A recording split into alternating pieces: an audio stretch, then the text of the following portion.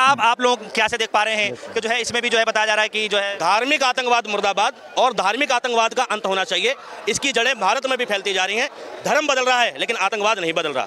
ठीक ना, धर्म बदल रहा है लेकिन आतंकवाद नहीं बदल रहा है। सुनिए क्या कुछ बोला है मास्टर जी ने उर्फ अमीरुल हसन साहब ने, क्या कुछ बोला है इस पूरी वीडियो को लेकर। वीडियो आप लास्ट तक जरूर बना रहे, बहुत ही अच्छी जानकारी दी है मास्टर जी ने। तो बिना टाइम गवाए आइए देखते हैं।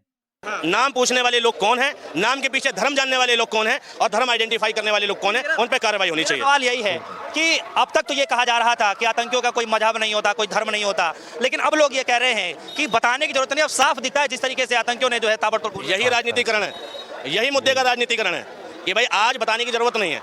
आतंकवाद का ही धर्म होता है और आतंकवाद खुद एक धर्म है, कट्टरता एक धर्म है। ठीक है, हर आतंकवाद धर्म के आड़ में ही होता है। आतंकवादी का कोई धर्म नहीं होता, वो बात सच है, लेकिन आतंकवाद धार्मिक कट्टरता की आड़ में फैलाया जाता है और वो किसी भी धर्म का हो सकता है, किसी भी धर्म का आतंकवाद हो सकता है। सब होता है भाई, सब होता है। ऐसे हालात में आप एक अच्छा मैसेज देना चाहें तो क्या देना चाहेंगे? बिल्कुल एक अच्छा सा मैसेज यही है कि भैया बंदे हैं हम उसके, और हम पे किसका जोर। उम्मीदों की किरणें फैली हैं चारों ओर। हम सब भारतीय हैं, अनेकता में एकता।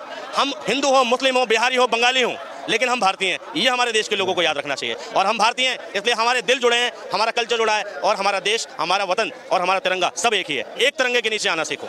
एक आखिरी सवाल है मेरा, फिर उसके बाद मैं फ्री करूंगा आपको। मेरा सवाल आखिर ये है कि इतना गंभीर मसला है और लोग जो है अलग अलग तरीके से राय रख रहे हैं। ऐसे माहौल में हमें एक आम नागरिक होकर के, चाहे जो बोलने वाले लोग हैं, चाहे विपक्षी पार्टियां क्यों ना हो, लगता नहीं है कि सरकार पे दबाव बनाने की बजाय उनके साथ रहकर जो है थोड़ा सा ऐसे माहौल में साथ देना चाहिए। कब तक सरकार के साथ ऐसा व्यवहार किया जाए? जब जब ऐसी घटना होती है सरकार यही कार्ड खेलती है कि सरकार के साथ खड़े हो जाओ। ठीक है, सरकार के साथ खड़े हो जाओ। अगर साथ ही खड़े हो जाएंगे तो सवाल किससे पूछेंगे और जिम्मेदारी किसकी तय करेंगे? सवाल जिम्मेदारियां तय कराते हैं, सवाल काम करने पर मजबूर करते हैं। आप स्कूल में बैठे, क्लास में बैठे, आप जब तक टीचर से सवाल नहीं पूछेंगे आपका सॉल्यूशन कैसे मिलेगा? सवाल ही सॉल्यूशन है। जब तक आप पूछेंगे नहीं, जिम्मेदारी तय नहीं होगी, और जिम्मेदारी तय नहीं होगी तब तक चीज़ों पर प्रतिबंध नहीं लगेगा। अब देश को जागना चाहिए। देश की जनता, लोकतंत्र की भावना ये कहती है शासन की अंतिम शक्ति जनता के हाथ में, और वो अंतिम शक्ति का मतलब ये है आर्टिकल 9 बोलने की आज़ादी। अब सवाल करो सत्ता से, ये घटना घटी कैसे, किसकी जिम्मेदारी है?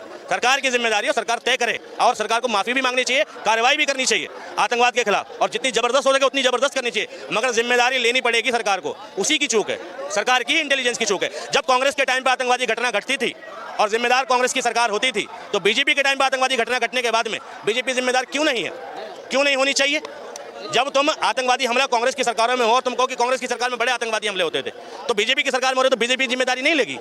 कम से कम बेशर्मी नहीं दिखानी चाहिए देश के प्रशासनिक लोगों को। भाई छाती चौड़ी करके कहना चाहिए कि हमारी जिम्मेदारी है और हम निंदा करते हैं और कार्रवाई करेंगे, कम से कम ये कहना चाहिए।